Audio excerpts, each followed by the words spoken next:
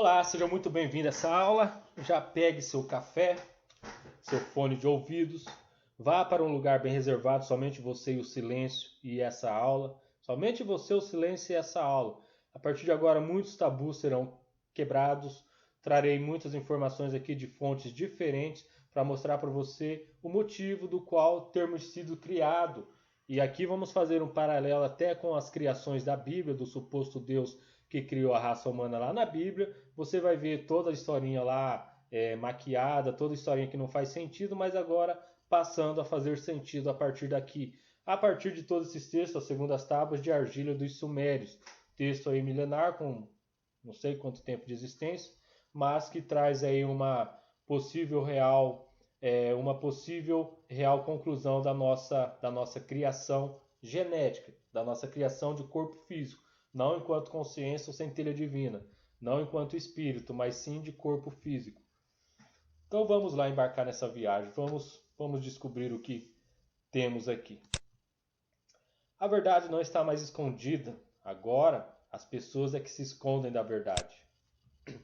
A origem do homem na Terra, certamente este é o tema de maior questionamento e o único que carrega o código da Matrix da realidade, de onde viemos, o que somos, qual o propósito da nossa existência. Um incontável número de filosofias e religiões tentaram explicar essas questões. A academia e a ciência tentaram desenvolver teorias que, quanto mais avançam, inquestionavelmente apontam para outra possibilidade. E se as escrituras das tábuas de argila da antiga Suméria estiverem certas, e o homem foi criado por seres descritos em seus supostos contos míticos como sendo deuses?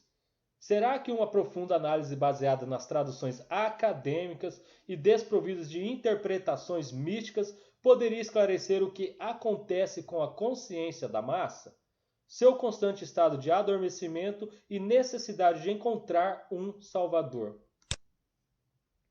Inscrições cuneiformes. Onde elas estão agora? Quase 31 mil dessas antigas tabuletas de argilas estão agora abrigadas no Museu Britânico, a maioria das quais ainda está por ser traduzida, não foram traduzidas ainda. Pouco do que a gente traz aqui é o pouco do que foi traduzido. Muitos desses textos são fragmentados e incompletos, tornando o contexto difícil de se juntar às vezes. Uma grande parte foi parar na mão de colecionadores particulares. Então, uma suposta teoria da sua criação foi parar aqui na mão de colecionadores particulares e outra parte aqui não foi traduzida ainda. Muito possivelmente foi traduzida sim, mas não deixaram vir a público. Por quê? Onde os fragmentos das tábuas podem ser lidos, os deuses An, Enlil e Enki e Ningunsá criaram as pessoas de cabeça negra e criaram condições confortáveis para os animais viverem e procriarem. Então, a realeza desce do céu e as primeiras cidades são fundadas, Eridu, Patila, Laraque e essas cidades aí. Então, por que chamado aqui de Deus, chamavam as pessoas de cabeça negras? Porque esses deuses Anunnakis aqui, An, Enlil e Enki, eram seres aí que mediam em torno de 3 metros de altura ou mais, então eles olhavam para os humanos que eles criaram de cima para baixo, por isso chamando de cabeça negra, por causa dos cabelos, né? Eles eram seres mais altos, então eles viam a gente de cima para baixo. Pela lista dos reis Anunnakis, podemos compor 445 mil anos da criação da raça humana. Então você já veja aqui que a sua Bíblia ela erra em datar que a criação da raça humana tem por volta de 6 mil anos. Não. Segundo as tábuas das Sumérias, a criação aqui da raça humana foi ali por volta de 445 mil anos atrás. Então nessa época os Anunnaki chegaram à Terra e desceram em Eridu. Tem um livro aí chamado Eridu, você pode estar comprando, adquirindo e aprofundando mais em cima disso. Então eles chegaram ou se transferiram para lá vindo de algum outro lugar. Então eles vieram do espaço, provavelmente, para trabalhar. Os Anunnakis trouxeram escravos trabalhadores, trouxeram os Igiges, que eram considerados inferiores. E esses Igiges se revoltaram, e isso eu vou passar aí ao longo da aula, contra os Anunnakis, e com isso acabaram sendo exterminados em uma revolta. Esse assunto está nas tábuas da Babilônia do século XVIII. Então os Igiges tinham esse formato, tinham essas aparências aqui. Não eram semelhantes a humanos. Mas há teorias de que também alguns desses indígenas, nem todos foram exterminados, né? Mas a teoria que era reptilianos, draconianos e até a suposta serpente lá que supostamente induziu Adão e Eva poderia ser um desses seres aqui. Mas vamos avançando aqui. Vamos avançando aqui então pela questão aqui ó, do 445 mil anos esses seres chegaram. Chegaram no planeta Terra e começaram a trabalhar por aqui, a povoar aqui. E com isso, esses seres, por terem genética de Deus, por serem seres de outras galáxias, conseguiam viver por muito tempo.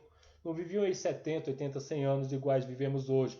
E isso já faz um paralelo com algumas menções bíblicas, onde seres lá viviam 900 anos, 1000 anos e vários anos. Faz um paralelo lá, então dá para estar comparando. Então, o primeiro aqui, ó, Alulin-Geridu viveu 8 SARS, ou seja, era a forma como eles contavam o tempo naquela época. E esses 8 SARS significavam há 28.800 anos.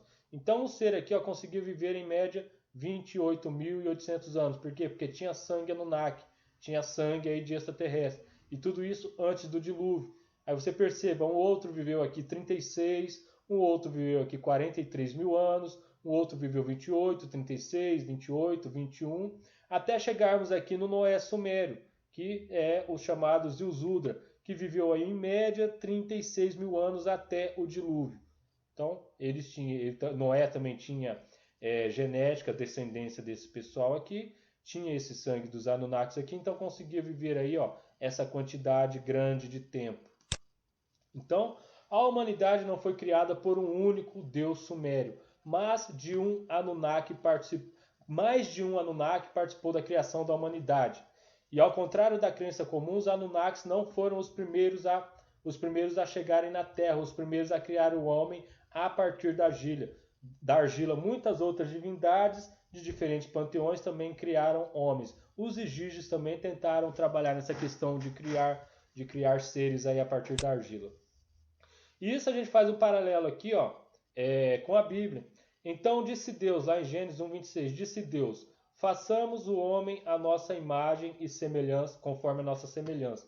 Então você viu ali que o texto diz que não foi um Anunnaki, mas foram vários Anunnakis que trabalharam na construção, na criação da raça humana. E aqui você veja lá que disse Deus, façamos, ou seja, façamos no plural, quer dizer o quê? Que não estava sozinho. Façamos o homem à nossa imagem, conforme a nossa semelhança. Como eu disse, os egípcios tentaram, mas não conseguiram. Então esse Deus Anunnaki aqui teve a ideia de fazer o homem à sua imagem e semelhança.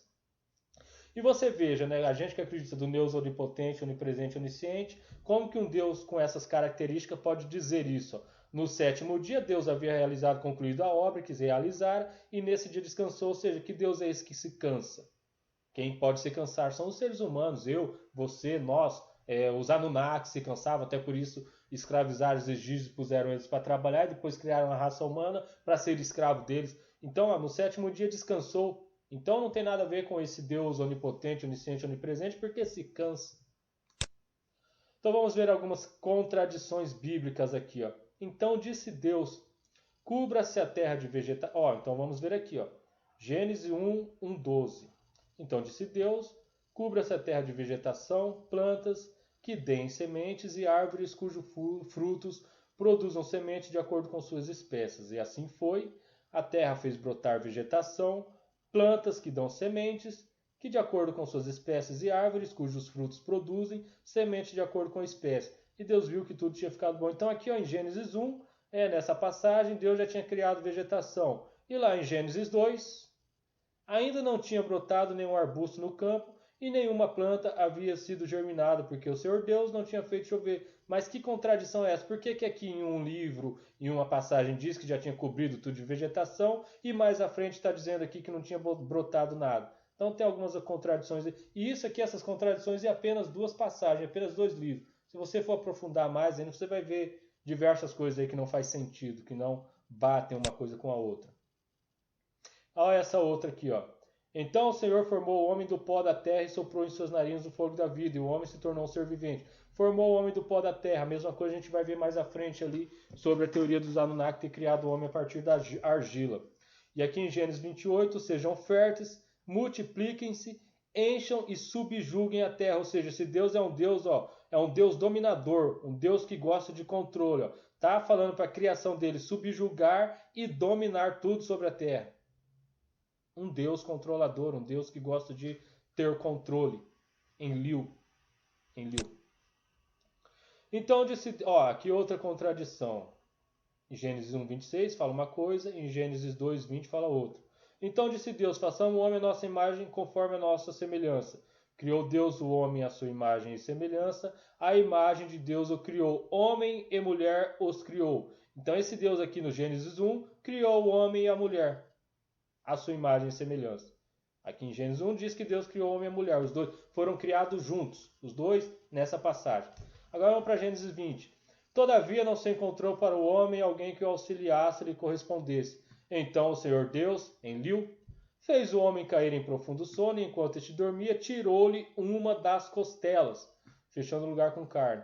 Com a costela que havia tirado do homem, o Senhor Deus, Enlil, fez a mulher e a levou até ele. Mas aqui numa passagem diz que esse Deus aí criou o homem e a mulher. E aqui diz que fez o cara dormir para dar costela dele poder criar uma mulher, então já tem outra contradição aí. E isso, como eu te disse, em apenas 2 livros. Se você for aprofundar ainda mais, você verá mais e mais. Por quê? Porque você não pode ler a Bíblia assim, só passando e acreditando que está tudo ali. Não, você tem que analisar, raciocínio, põe o cérebro para funcionar. Isso não está fazendo sentido, isso aqui não está batendo. Seja inteligente, use a razão. Então, durante os milhares de anos, os seres das estrelas mantiveram contato com a Terra. Alguns deles ajudaram o nosso desenvolvimento e outros nos escravizaram. Nos fizeram acreditar que eram nossos deuses e criadores, colocando em segundo plano o papel do Criador único dos seres do mundo. Então tem esses seres extraterrestres que se fizeram passar por nossos deuses, mas existe o Criador único, que não é aquele Deus que criou em 7 dias, que criou em 6 dias e descansou no 7º. Porque o Criador único em espírito, em essência, não tem como se cansar. Não faz sentido. Os Anunnaki chegaram pela primeira vez à Fenícia, onde estabeleceram suas primeiras colônias, e logo em seguida eles criaram seu centro médico, mais elaborado, tal. No entanto, os Anunnakis melhoraram suas criações genéticas e atualizaram as primeiras formas humanas e os seres humanos primitivos em seus laboratórios. Então, os seres humanos foram criados nos laboratórios dos Anunnaki. Quer aprofundar ainda mais? Adquire esse livro aí. Ningunsar, muitas das vezes referido como Ninlil, é mostrado aqui, tal, em várias passagens das placas. Ela também foi associada a Nana, que foi chamada a progenitora do homem moderno e a deusa mãe da terra, uma das Anunnakis que participou ali na criação dos humanos. Você vai ver em diversos textos, ela pode ter nomes diferentes, mas muitas das vezes tratando da mesma. Inanna, Ningunsar, não importa. Foi a lendária deusa suméria que criou os 7 primeiros protótipos da humanidade.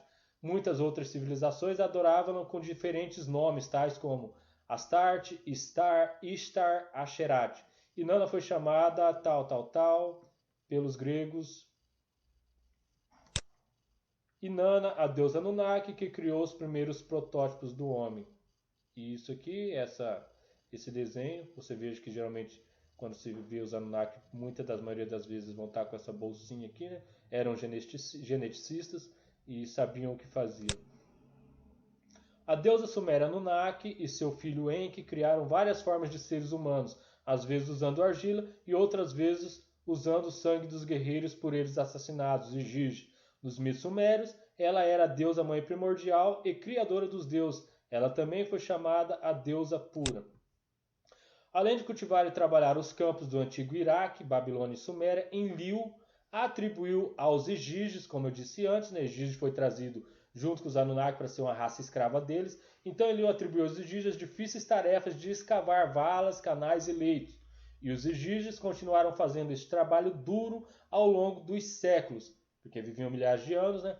Até que não aguentaram mais. Eles largaram suas ferramentas e foram em massa para a cidade de Enlil, para protestar contra esse sofrimento e para exigir libertação imediata. Quando chegaram à cidade, Enlil ordenou ao seu porteiro para mantê-los de fora. Gesu, que é o nome acadiano para o deus Egídio, cujo sangue e inteligência foram usados pelo Anunnaki para criar o primeiro homem. No início, antes dos homens serem criados, os Anunnakis, os deuses extraterrestres que viveram no planeta Terra, tiveram que lavrar a terra e a água para cultivar seus alimentos. E isso era um trabalho difícil e extremamente exigente. Enlil convocou os Giges e pediu-lhes para fazer o trabalho. Pediu não, né? Obrigou, trouxe eles e obrigou eles a fazer esse trabalho duro. Então aqui Namu ou Ningussar, ou não importa o nome, a deusa Anunnaki, que primeiro pensou em criar o homem. É a deusa Anunnaki que deu a Enki a ideia de criar a humanidade para substituir os Igiges que trabalhavam nos campos. Enki começou a pensar sobre o processo de criação e como usar a argila e a água das profundezas para criar os seres humanos. A argila, pó da terra. Aí aqui, todo esse texto grifado aqui é um diálogo entre eles, que foi traduzido através das placas, né? As suas tarefas são muito difíceis. Deusa Mami está conosco. Deixe-a criar seus seres para servir e para fazer o trabalho dos Igiges. Assim podemos colocar o jugo de Enlil sobre esses seres e deixar os Igiges retornarem para o paraíso. Então, a ideia aqui era criar os humanos para tirar esse fardo dos Igiges. Então, os Anunnakis decidiram criar os humanos e os deuses concordaram e pediram a deusa Mami para criar seres para fazer o trabalho dos Igiges. Nessa versão, Enki revela seu plano da criação da raça humana. Então tá, ele está falando quando a história começa. Enquanto Nintu, a deusa, tá, os nomes não importam. Está falando da mesma pessoa aqui. A deusa do nascimento está presente, deixe a deusa do nascimento criar a prole. Deixe o homem carregar as cestas de trabalho dos deuses. Tu és a deusa do nascimento, criadora do homem, crie homem e deixe suportar o jugo. Deixe-o suportar o jugo, o trabalho de Enlil. Deixe o homem carregar a cesta do trabalho dos deuses. E Enki respondeu: se usarmos apenas argila para criar novos seres, eles serão como animais sem inteligências. Em vez disso, deveremos abater um dos deuses para fazer essas criaturas. Quem será que foi esse coitado desse deus que foi abatido?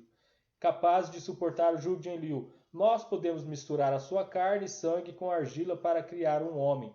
Então, abater aqui um determinado deus para misturar a genética desse deus, misturar o sangue dele, acrescentando a raça humana que foi criada da argila ali, né? A argila é o que eles usaram para tradução, mas poderia ser outra coisa. E então resolveram pôr aqui sangue de Deus para poderem, sangue dos deuses, para poder desenvolver algum tipo de inteligência.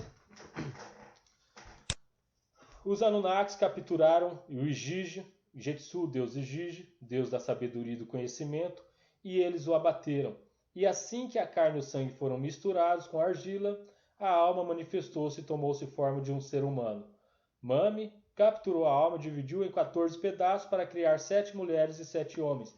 Essas criaturas foram os primeiros protótipos da raça humana. Então até a questão lá que eu disse lá na frente, né, no início do curso, sobre termos aí um DNA de adoração aos deuses, está também relacionado a isso. Então esse Gigi foi se revoltar porque não estava aguentando o trabalho pesado e acabou sendo aí, pagando com a própria vida para que o sangue dele fosse acrescentado à criação da raça humana. Depois ele instruiu-a para trazer os seres à vida à imagem dos deuses. Façamos o homem a nossa imagem e semelhança, né? Ela dará luz ao embrião da humanidade sem usar a esperma do macho. O novo ser será chamado Adama, e a criatura foi criada. Então os deuses e deusas decidiram fazer um festim para celebrar a sua nova criação, e Enki e Ninmah começaram a beber cerveja e embriagaram-se. Nota: este é o porquê e o como o homem foi criado pelos Anunnaki naquele momento da história. Os seres humanos foram criados para fazer o trabalho duro dos Igiges nos campos e para alimentar os Anunnaki. Então você veja que lá na Bíblia também tem passagem que fala sobre os filhos de Deus terem descido e procriado com as mulheres e eram seres muito mais altos, ou seja, os híbridos, né, que está mencionado lá, os Nefelins, até o próprio gigante Golias, como disse. Você veja vários relatos. Se você for pesquisar no YouTube ou qualquer outro lugar aí, você vai ver relatos de ossatura de gigantes, pegada de gigantes, seres com mais de 3, 4 metros de altura. Então agora temos aqui uma explicação plausível para tudo isso. Eram os Anunnakis aí que vieram criar a raça humana para quê? Para fazer o trabalho duro. Então você veja que o ser humano, enquanto carne, se ele não tiver consciência da sua genética espiritual, mas enquanto carne, enquanto um ser criado aí pelo Deus criado pelo Deus da Bíblia, mas que agora a gente viu aqui que na verdade foram alienígenas, fomos criados somente para isso, para fazer o trabalho duro desses seres extraterrestres, considerados como os deuses e adorados por muitos. Difícil. Após o extermínio, Anu ordenou ao seu filho Era para geneticamente criar a raça escrava. O experimento genético está contado em Atras As, acadiano. Ao relato que Enlil gerava situações de fome extrema na população humana a cada 1500 anos. Foram criados híbridos entre DNA do Homo erectus e dos próprios Anunnakis. Então esse aqui é um outro texto falando a mesma coisa, só confirmando o que eu já disse para você. E as tábuas chamaram o primeiro homem de Adamo. Então você veja aqui, ó, um laboratório, os Anunnakis criando aqui, a deusa lá criando o ser humano. Os Anunnakis criaram Adão, o primeiro homem, após um curto período de tempo, o DNA foi, é porque aqui está em inglês, né? Foi retirado dele e outra mulher foi criada. Então aqui, ó, fez cair sono pesado sobre Adão e retirou dele uma das suas costelas, que não era costela, linguagem figurativa. Mas tirou o DNA do Adão ali para também estar formando uma outra mulher. E o nome dela era Eva, tanto Adão como Eva pareciam um pouco com os Neandertais. Então você veja, a teoria da evolução de Darwin já cai aqui também, que o homem veio do macaco e veio evoluindo até chegar ao homem sapiens, pura balela. Porque se o homem tivesse evoluindo a partir do macaco, então não existiriam mais macacos. Todos os macacos já teriam virado homens. Né? Então o que aconteceu? Foi misturado o DNA e através de muito tempo eles foram aperfeiçoando a criação para que chegássemos ao que somos hoje. Teoria da evolução de Darwin, que o homem veio de macaco, Darwin era um dos Illuminati aí que queria não, né? Conseguiu, porque a teoria darwinista aí ela é bem difundida na nossa sociedade, né? Então, Enki criou os primeiros seres humanos, Adam, há cerca de 450 mil anos atrás, através de experiências genéticas, usando uma criatura simiesca já existente e um DNA Anunnaki. Pronto. Por que o ser humano foi criado? Para servir esses deuses Anunnakis. Como foram criados? Tem partes que falam ali sobre a criação através do barro e aqui sobre essa criatura simiesca.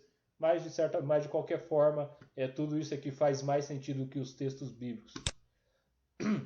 Então esse é o símbolo Anunnaki, né? Esta ilustração representa a sequência do DNA Anunnaki sob uma forma de duas serpentes enroladas, um em conjunto. Milhares de anos atrás, as duas serpentes tornaram-se o que chamamos hoje do caduceu, ou caduceu de Hermes, ou seja lá o nome que quiser dar. Mas você veja aqui, ó, nas inscrições cuneiformes das tábuas de argila da Suméria já tinha esse desenho representado lá. Os Anunnakis criando aqui, ó, uma sequência de DNA e a criação da raça humana como somos hoje. De acordo com a mitologia suméria, Enlil separou o céu e a terra. Ele é o Deus Supremo que decidiu sobre o destino do mundo. Na religião babilônica, Enlil é muitas vezes chamado Rei da Terra. Ele é o Deus impiedoso e vingativo que enviou cataclismas à Terra, ou seja, ele que fazia 1500 anos de fome, ele que decidiu exterminar a humanidade porque falou que a criação era muito barulhenta, que os seres humanos eram muito barulhentos e decidiu extinguir todo mundo com o dilúvio, porém Noé, que também era um dos Anunnaki que tinha sangue, foi orientado pelo irmão de Enlil, por Enki, a estar criando a arca para que desse continuidade aí na raça humana. Então em Êxodo 20 temos isso, ó, uma comparação aqui, ó, sobre esse Enlil, considerado aqui esse Deus Supremo, que é um Deus impiedoso e vingativo. Vamos ler a Bíblia agora. Eu, o Senhor teu Deus, sou um Deus ciumento, que puno a iniquidade dos pais sobre os filhos até a quarta geração. Lógico que ele punia. Ele poderia viver centenas de milhares de anos, então, enquanto os seres humanos iam morrendo, ele ia continuando vivo, martirizando, escravizando e, de certa forma, denegrindo ali a sua criação. Então, esse Deus vingativo e ciumento, que você pode ler na sua Bíblia em Êxodo, é esse Enlil, um Deus Anunnaki. Agora, em Naum 2, eis que Yahvé é Deus zeloso, Yahvé, cadê os testemunhos de Jeová agora? Eis que Yahvé é Deus zeloso, ciumento e vingador. Yahvé, o Senhor, Enlil, não tolera outros deuses, ciumento, e age como terrível vingador contra toda idolatria. Em seu furor e indignação, Yahvé executa sua vingança, vingativo também, contra todos os seus adversários. Gente, Como que pode existir cristianismo? Não vamos falar de cristianismo, né? Mas como que as pessoas podem se pautar em uma Bíblia? Como que as pessoas podem usar um livro chamado Bíblia ou um Velho Testamento para ser o seu livro de instrução e sabedoria? Como que as pessoas podem fazer isso? E ouvirem isso daqui, ó, e aceitarem tudo isso aqui, e servirem e adorarem um Deus com essas características? É difícil. Mas está no DNA, né? O DNA de adoração lá. Então, que tipo de Deus quer ser temido? Deus nenhum. É o demiurgo, Satanás, Satã, quem quer fazer o mundo se encolher diante dele, que governa através do terror, através da ameaça de punição infinita e eterna por desobedecê-lo. Vemos eco de narcisismo, do egoísmo e do egoísmo do demiurgo em toda parte. Eles são marcados em nosso mundo. Toda a nossa cultura está saturada com a influência do demiurgo, Deus, Anunnaki, Senhor, Yahvé. O demiurgo quer toda a humanidade prostrada diante dele, desviando os olhos dele, adorando, glorificando e fazendo o que quiser, não importa o quão insana for, como a história de Abraão que ia matando seu filho porque foi ordem do Deus. Ele é levado ao ego em sua extensão ilimitada. Ele é a essência do narcisismo. Ele não se importa com os outros, apenas com ele mesmo. Ele é a definição do egoísmo e interesse próprio. Ele se alimenta do medo. Ele é um terrorista. Sob o ponto de vista gnóstico, o que tem sido adorado como Deus, Criador, não é Deus, e sim o inversor, o demiurgo ou uma força demoníaca que enganou a todos, fazendo-os crer que ele era Deus. Os textos sumérios fazem uma perfeita correlação sob o mesmo princípio do inversor, chamado de o grande administrador que teria que cuidar do povo do Jardim do Éden, e seu nome era Satã. Seu nome nos textos sumérios era o deus Enlil, quem escravizou a raça humana. Então ele aparece na Bíblia como Senhor, Deus, ou nome de Yahvé. Um filme bom para você ter uma noção boa disso aqui é o Show de Truman, de... Como é o nome do ator lá? Esqueci o nome do ator, aquele que é bem comediante. Caramba, fugiu o nome do cara agora. Mas pesquisa aí, o Show de Truman. Dá bastante informações também. É um filme bem interessante de estar assistindo. Mas esses textos aqui eu já deixou bem claro para você quem que é o Deus da Bíblia lá. Agora, se você quer continuar acreditando naquele Deus ou não, fique à vontade, a escolha é toda sua. Depois de uma sessão perdida do fragmento, aprendemos que os deuses decidiram não salvar a humanidade. Os deuses não, né? No caso aqui, Enlil, Satã, ou esse demiurgo lazarento. A humanidade de uma inundação iminente.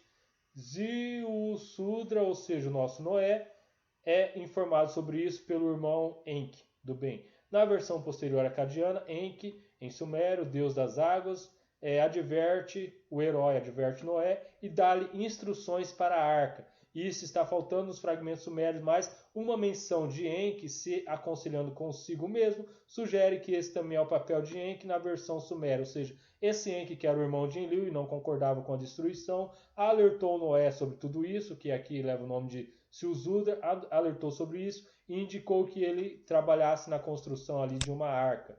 Mas mesmo a estrutura exterior do barco se assemelhava à fachada frontal. Ele acrescentou: a Arca de Noé não era apenas um barco, mas um depósito de genes de DNA armazenados pelo Anunnaki, para posteriormente utilização em seus experimentos genéticos.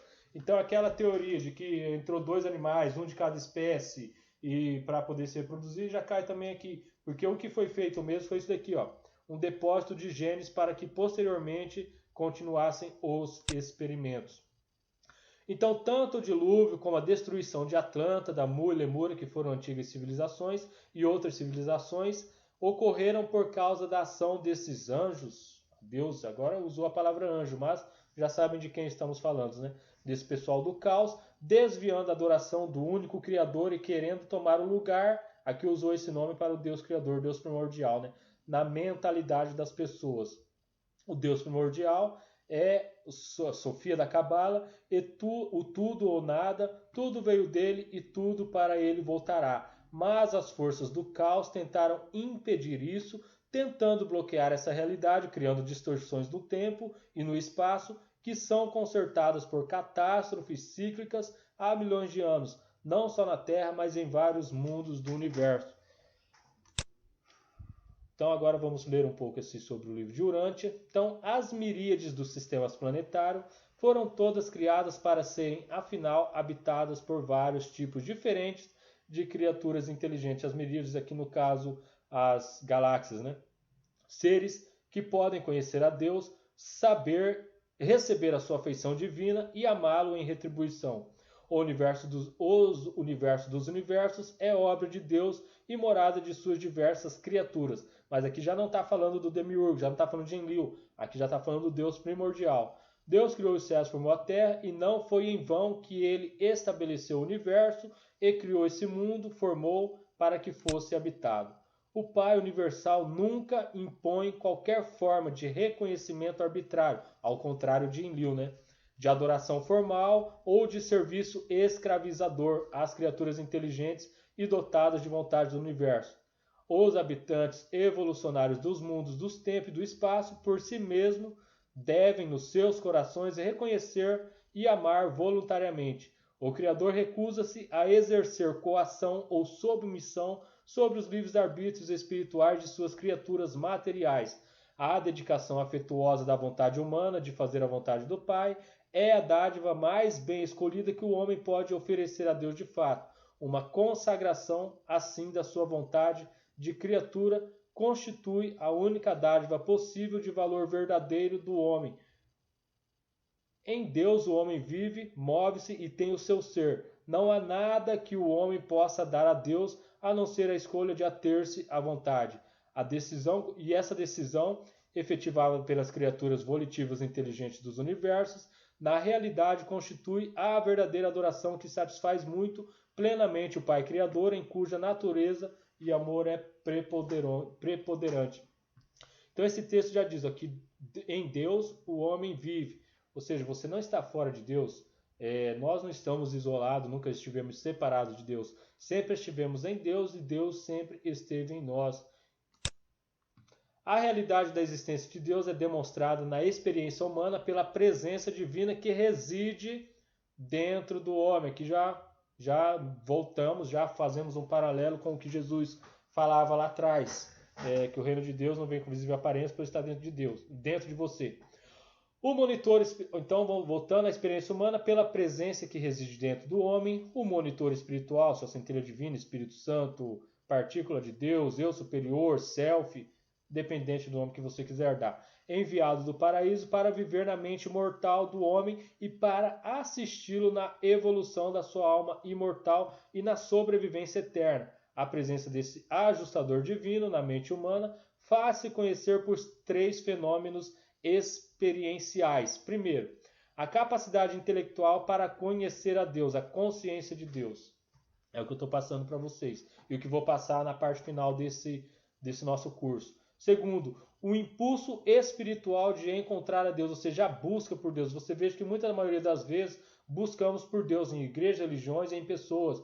Mas por quê? Porque não fomos ensinados a buscar Deus aqui, ó, dentro de nós. E em terceiro, o anseio da personalidade de ser como Deus. O desejo de todo o coração de fazer a vontade do Pai. E não a vontade de um Pai externo, a vontade do Pai que vai estar atuando dentro de você. Então aqui umas imagens aéreas, a ilha de Harvard hoje, milhares de anos atrás, foi uma das primeiras colônias dos Anunnakis na Terra. Esse outro local aqui também, ó, a entrada para o local de Ugarit, no norte de Latakia, na Síria, foi um dos primeiros assentamentos dos Anunnakis na Terra. Maravilha. Então, sobre essa aula, encerramos ela por aqui e daremos continuidade agora na nossa última aula.